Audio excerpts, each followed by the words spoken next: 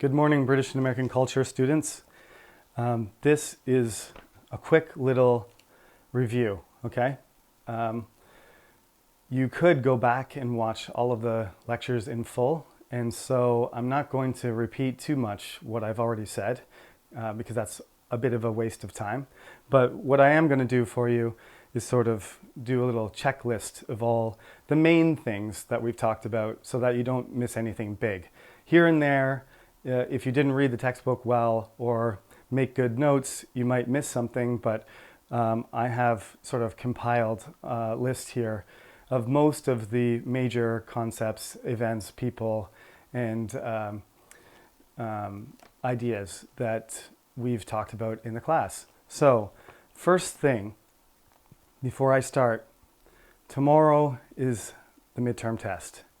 It starts at 10 during our regular Thursday class slot. 43 people figured it out last time, and this time I want everybody who's actually participating in the class, which by the cyber lecture looks like to be over 90%. So we should have about 50 people writing this test, not 43.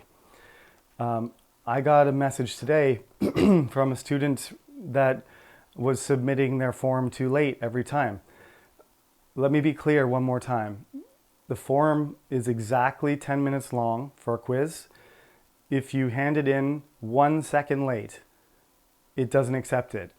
Don't worry about the cyber lecture counter. The cyber lecture counter is just there to let you in to access the form and then to keep track that you're logged in, okay? Once you've got access to the form, don't worry about the timer. Let the timer go on your cyber lecture. If you finish in 20 minutes, hand in the form. Don't wait for your cyber lecture to end. I don't know if that's what other students are doing, but this student sounds like they were confusing the 10-minute timer on the cyber lecture to the 10-minute timer, 10 minutes remaining in the form. Those are not the same thing. So just to help her or him, as the case may be, I actually don't know if it's a him or her, who contacted me, I'm going to put the cyber lecture time limit 1 minute earlier on this form, but I have to make sure with the office that doesn't cause a conflict. So basically, my best advice for you is no matter what the timer says in the cyber lecture, you have to finish by 10:40, right? This form already exists. The test is already on my computer. I'm just not letting you see it until 10 o'clock, okay? That's how it works. I know it's a little bit complicated, but I love the form. It's very flexible. It's very easy to manage. So this is how we're doing it. So at 10 o'clock, you can get access to the form through your cyber lecture, through the CNU portal, and go in there, but don't take the full 40 minutes, okay? If you're done at 20 minutes, submit the form, and that's the most important thing. If you don't get credit for the cyber lecture, who cares? I can figure that out. But actually, if you don't submit the form, you get a 0. Because the student said, if I submitted it after 10 minutes, is there anything you can do? There's not. The form turns off and your submission is rejected. So I never see it. So you must hand in your midterm before 10:40. You have to watch the clock, and not probably a digital clock like on your computer. Don't look at a clock that's 5 minutes slow or something, okay? So it opens at 10 o'clock, Seoul time, and finishes at 10:40. So please, just don't push it to 40 minutes or you'll end up with nothing, and that's not worth it, so, okay? And I'm keeping it to 40 minutes because, like I said, I know there's going to be a certain amount of people looking at their notes and looking at their book and trying to find answers that they don't know. But the more time I give you, the more time you have to do that. And I want you to answer the questions honestly from your own memory as much as possible, okay? So here's the checklist. And I know that this is coming a bit late. This week has been crazy. I apologize to my composition students who are waiting on things. They're coming, I promise. And we'll sort that stuff out. But this midterm week was not very well designed on my part. So first things first, British and American culture checklist. So at the very beginning of the class, we talked about power dynamics in culture. So when you look at a culture, you can see one part of it is dominant, or one culture is dominant, and the relationship to another culture is either assertive or controlling, or it's aggressive and resistant. So when there's a dominant culture, and there's always other cultures mixed in with them, we usually call them subcultures because they're kind of similar or related or connected to the dominant culture, and there's no conflict between them. But often, like in our course, a different set of ideas becomes connected with a group, and that group starts to get stronger, and they may attempt to break away from the dominant culture, or to, in the case of a revolution, overthrow the dominant culture and become that dominant culture. So you need to read those pages in the introduction about dominant culture, subculture, and counterculture, because I may ask them not just as a definition, but in relation to examples we used. Okay, so you need to know the general geography of Britain. It's an island chain. It's separated from Europe by a little bit of water, which is how most of our culture has developed, the conflict between people coming in and going out of England so far, and Scotland and Wales. I don't expect you to know anything more than that basic stuff. As far as our course is concerned, the people that lived there are called the Celts. And later on, they started being called the Britons, Britons.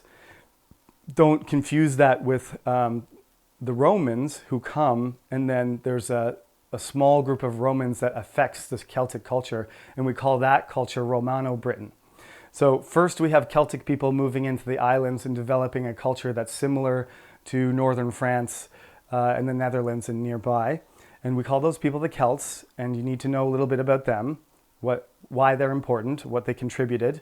And then you have the Romans, the Anglo-Saxons, and Jutes, but we just usually ignore the Jutes, and the Danes. That brings us up to roughly 1000 AD, and we talked about all these cultures and how they invaded and how their languages are related to English, and we talked about King Arthur and Canute and Alfred and Boudica, but not Edward the Confessor, even though he's in the textbook. You don't have to know about him because we skipped him. So we have sort of one example of each culture. You've got King Arthur as a Romano-Briton, Boudica as a Celt, and Canute as I'm doing it backwards. Alfred the Great as the Anglo-Saxon, and Canute as the king of the North Empire, the king of the Danes. So you have your 5 cultures and 5, representative people, leaders of those people. But remember, Arthur sort of is not a real person. We don't have any evidence or records from him. He's more of a myth, even though there may have been an Arthur type person. King Arthur, as we know him, does not exist. Okay, and then we got to the Norman Conquest and all the things that happened there. You have to know about William the Conqueror. He's the example for them. So you have to know about, the Norman castles and the fact that William the Conqueror took over all the land and replaced all of the upper class, got rid of all the Anglo-Saxon earls and jarls and lords and everything, and replaced them with Normans, and he replaced all the English people in the church with Normans too. So, the whole upper class became dominated by Normans, which are basically they're northern French Vikings. And then Normandy became connected with England. So we got kind of like a sea empire going while he's alive. I talked about Thomas Becket. He was representative of the struggle between religion and the power of the king. Henry II was a really famous king who did a lot of great things, developed laws and everything. But the thing he's remembered for a lot of things, but probably him getting really angry and chewing carpets and screaming and spitting and asking somebody to kill that turbulent priest being, and then 4 of his henchmen killing him in a church, was one of the most important events of his period, because after Becket died, his body was buried and a shrine was made, and that was the most popular place to visit in England. So people came from all over the place to Canterbury to see the shrine of St. Becket. Okay, then we got the Magna Carta. Don't forget that. That was King John fighting with his barons, and then him forcing him to not kill people without legal procedure, and not ignore the laws of the people, and to consult the barons when they need to be taxed. It's basically a bunch of rich people forcing the king to follow some of the rules of the kingdom. And that's the beginning of, looking backwards, that looks like the beginning of an evolution towards more power for the people and restriction of the power of the king. You have to remember about the chain of being. At the top you have God and angels, down to earth and the Pope and the king, through the Catholic Church all the way through to, dukes, lords, barons, rich people, middle-class people, merchants, tradespeople, and poor, and then slaves, and then animals and plants. Whole universe is sort of organized, and a lot of the things that happened so far in the course are related to this, trying to keep the order, and the order being disrupted by various things. For example, the Great Famine of 1315, not just 1315, but that whole, decade or so, that came about exactly 100 years after the Magna Carta, and a lot of people got sick, and the weather was changing, the harvest was poor, so everybody was weak and eating less and less healthy. And so this is affecting, the whole structure of society, because the weather had been good for several hundred years. So you had just this huge population growth, and now it's starting to falter, and people are not having enough food, and they don't have jobs, and they don't have a place to live. So the society, the chain of being starts to break down a little bit. But when the Black Death comes through in the middle of the 14th century, the chain of being collapses, because people all over it at the top and the bottom die, and villages disappear, castles are empty, priests die, most of the rich people escape it, more of them escape it than poor people do, but some of them die too. So there's all sorts of holes that are created in society, which the chain of being doesn't know what to do with, because basically you got to take a person who is out of a class, or doesn't have proper education, or is too young, or is not experienced, and stick them higher up in the chain of being, and then the whole thing starts to fall apart. It's one of, you might say, in retrospect, the good things, if you like equality. It's one of the things that set that in motion. So the Peasant Revolt of 1381 was a direct consequence of that. After a generation of Black Death coming through and killing everybody, there was less people to work and more land, and so people wanted more money, and they wanted to move around and be free, because look at all this space, and I don't have to work for you, because the lord and lady down the road are offering me more money, so I should go down there. But the king tried to suppress that, and in addition, he's fighting wars in France to protect Normandy and to keep the French out of his land. So he needs money, so he raises taxes, and he puts a tax on every person, a poll tax. And everybody hates that. Everybody hates taxes. It's going to come up again and again, as you know. Why do people get upset? Death and taxes. Your life is threatened, or somebody tries to take your money. So this results in the Peasant Revolt of 1381, where they march on London. Wat Tyler tries to negotiate, and the mayor of London kills him, and young King Richard decides to punish all of the peasants. So it doesn't really, it's not a revolution, it's a revolt. But the thing that I want to stress is that the next generation, basically the rich people understood that if they overtaxed and didn't give some liberties to the peasants, like if they restricted them the way they did, harsh laws, and didn't let them move, and made them commit to a life of serfdom, they were going to have another revolt. So there was sort of like an acknowledgement by the leadership, the king and the government, that we should relax some of these things that they wanted. So that's what happened. So the revolt did, slowly result in the improvement of the conditions for the poor people, which was the object to begin with. It just didn't happen in a violent revolution where the king got his head cut off and everybody, society flipped upside down. That didn't happen. But that's because that's not usually the way the English do it. Not usually. Okay, then there was the War of the Roses, where everybody fought everybody, and if you became a king, there was a good chance that you were going to get killed, in battle at some point, or poisoned, or stabbed, or kidnapped, or something like that. That's the way the 15th century went. The 100 Years' War ended. Sorry, I forgot. I always stick these important figures at the end of sort of each section. Don't forget Chaucer. He's in the book. Read about him. He grew up during the Black Death. He was really smart, well-educated. He was connected to the court. He wasn't a poor person at all.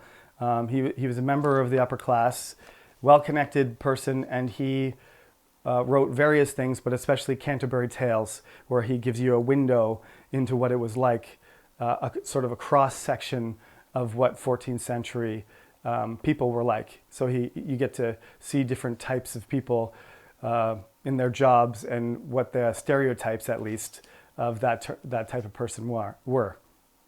John Wickliffe was a theologian, an Oxford scholar, who didn't agree with the Catholic Church about a lot of things. He wanted to translate the Bible into English, and he wanted to interpret it and let everybody experience, the word of the Bible more directly.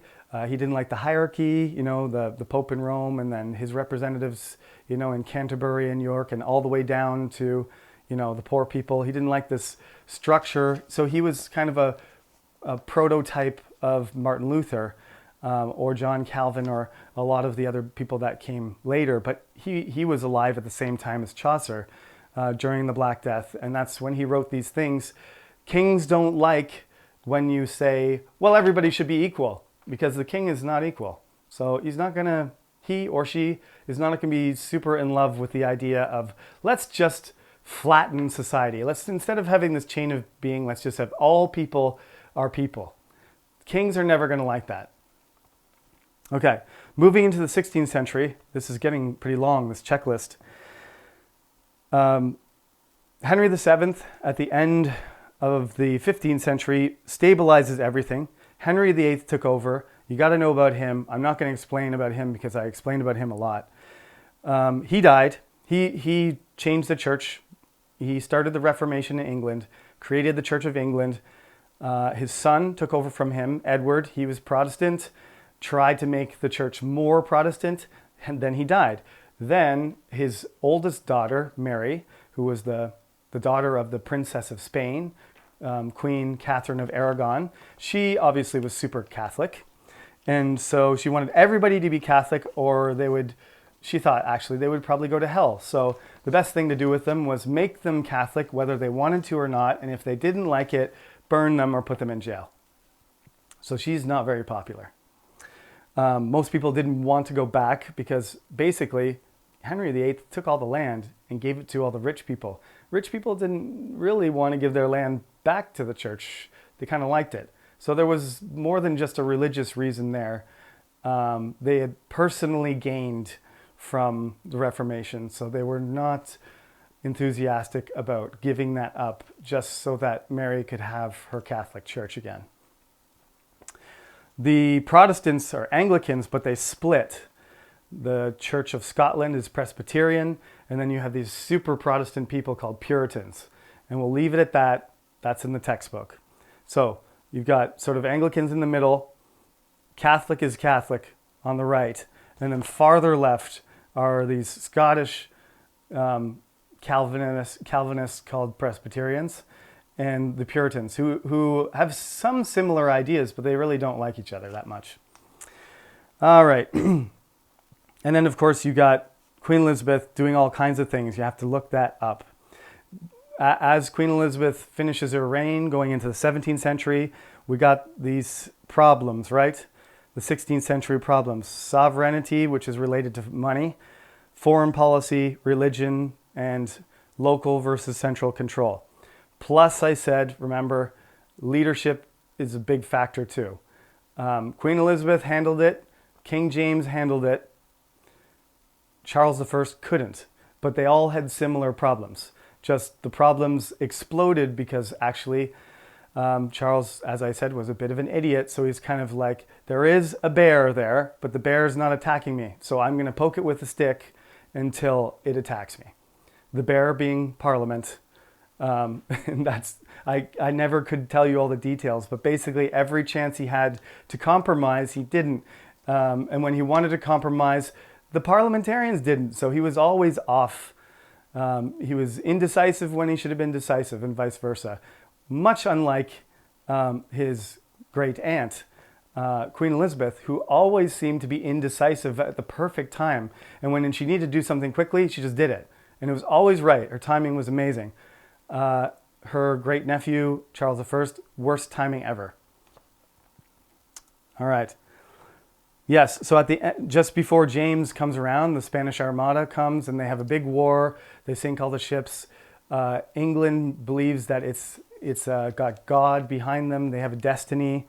And that's how it goes. And then King James, with his strange body, comes down from Scotland. But he keeps things going pretty well until his son Charles takes over. And now we're into the middle of the 17th century, where death and taxes become life in general. There's still lots of disease going around, lots of people dying in general, but then a civil war erupts between who is making the decisions, who controls the power in the country, Parliament or the king. Some people think the king should keep his power, and other people think Parliament should have more power. And in the end, the king wouldn't agree to reducing his power at all. And so as a consequence, they said, well, they can't deal with the king who's still popular and doesn't want to listen, so they cut his head off. When his head was cut off, they tried to run a parliament, but the parliament just argued with itself. And so a man named Oliver Cromwell, who has a notorious reputation as a fanatical Christian, like extreme, I think God has told me to kill people, so I kill people kind of attitude. He was a brilliant military leader and a powerful person, eloquent speaker, but basically if he felt that he was committed to his religious beliefs, just like Bloody Mary, Oliver Cromwell, if he was a king, would be the least popular after her or before her. Because what he did is kill Irish Catholics because they were Irish Catholics. I mean, he thought it was okay because they were not Protestant Englishmen, that in a way they deserved to be killed. And so he has the reputation as a genocidal maniac, which is probably not what you would have seen in Whitehall or in the Parliament buildings, but clearly on the battlefield, he was a different animal. Anyway, he did create this thing called a Commonwealth, which was basically temporarily a republic, and then there's a protectorship where he just got fed up with what people were, the arguments and the lack of action. And so he was offered the crown, but he declined. He just became this person who was like a king with sort of dictatorial powers. So he became the Lord Protector of England. But then he died, and his son was not like him, so he disappeared really quick. Now we just have a parliament that doesn't work. So they decided, since our parliament is dysfunctional, the military sent them home, and they invited Charles II to come back. And Charles II was kind of an interesting person because he ran away his whole life. People tried to kill him all the time, and people protected him. And he was kind of not, he was in a court in France, but not super wealthy like a normal king. So when he came back, he enjoyed his life. He enjoyed art and dancing and ladies, and he was a funny person and a good speaker and entertainer, and he was pretty popular. And Parliament worked pretty well with him, so it was okay. But when he died, his brother James became the king, and he did not work with Parliament. And again, this is the reason why we spent so much time on this for the last 4 lectures or so. We went right from Wickliffe, right, and into the Reformation, and talking about how important Catholic religion was in medieval life. Like, it was the center of the town, and it was a source of justice. And if you needed help or money or education, everything was revolving around the church. By this point, everything has been separated. They have created grammar schools, and they have people on the poor law. They've created, social assistance programs and stuff. This is not medieval stuff. This is modern stuff. And James tries to take the old religious system, which he's completely dedicated to, just like Mary. And no matter how difficult it is to figure out, it's like his mission that I'm going to transform England back into a Catholic country. And I think he has other weaknesses too, but that's the only one I really want you to remember, is James is Catholic, and the country was afraid that he was going to bring in some Catholics, maybe foreign Catholics, and use foreign Catholic military support to take away the rights and the freedom of religious practice that they had gained or developed over, a civil war for fighting various people up and down the British Isles. Scotland, Ireland, and England were all involved in the Civil War. Thousands and thousands. It was a very bloody war, the bloodiest war in English history in terms of percentage of people who died. So this is a disaster. And they didn't, and some people might have even remembered, the stories about Mary didn't go away. Bloody Mary was a memory that was still fresh in certainly grandmothers' minds.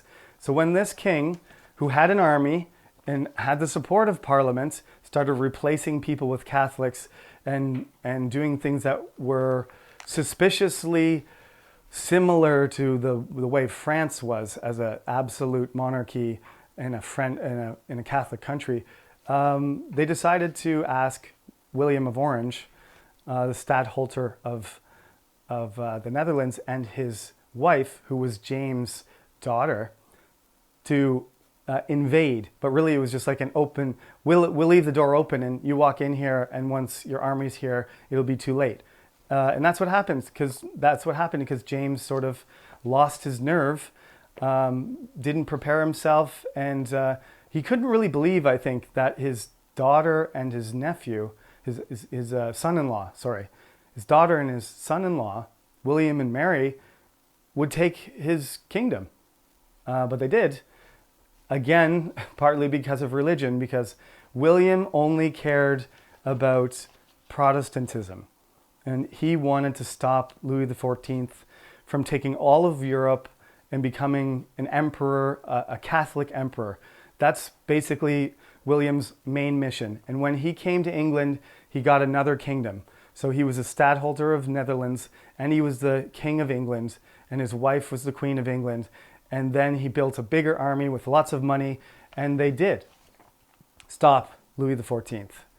So, yes, the whole connection between France and England is a very important one. I didn't focus on it as much throughout the class because I want to focus on the internal parts of England mostly. But religion is a pan-European thing for sure. And France remains Catholic. At certain points it becomes Protestant, but it's completely Catholic now. And Louis XIV has made it that way through force. And so English people look across the water and they think that's what Charles I is going to do. And that's why they kill him. One of the reasons. And then when James looks like he's going to do the same thing, they get William over there with an army and he runs away. And the most important thing to England now is we are Protestant. We have all these institutions and we have all these developments in our society. We have all these beliefs and we have private citizens owning land, not the church controlling things. Education is being run. Public education exists, right? All of these things are created because the Catholic Church used to do them. So as a consequence, we're going into the end of this period in 1707 and Scotland joins, and I briefly told you about Scotland, but one of the things about Scotland and England is they both have Bibles and they spread it around and they study it, and once they read the Bible and learn how to read, they start reading other books too. So as we go into the next part of the course, literacy in Scotland and England is going to rise rapidly. I mentioned this already, and this is one of the things you should remember too. As I emphasized, the last two reigns of dynasties that we've talked about, the 16th century and 17th century, begin medieval, and as they come out the end in 1707, they look modern, but not quite. Religion's still a huge issue, which it's still a huge issue now, but not to the same extent. So we will talk about that more, but that is basically the rundown, okay? At the end of the chapter 3, I didn't do John Locke and Isaac Newton, partly because I had an interruption in my video, and partly because I completely forgot, because those are new sections. So those two guys, I will just begin with them as we talk about British North America, which will transform itself from the 13 colonies into the United States of America. Okay, so good luck. Please be punctual, submit your form early enough that it's not a close call. You don't get a second chance. So 35 minutes, hand it in, okay? That's what I would recommend.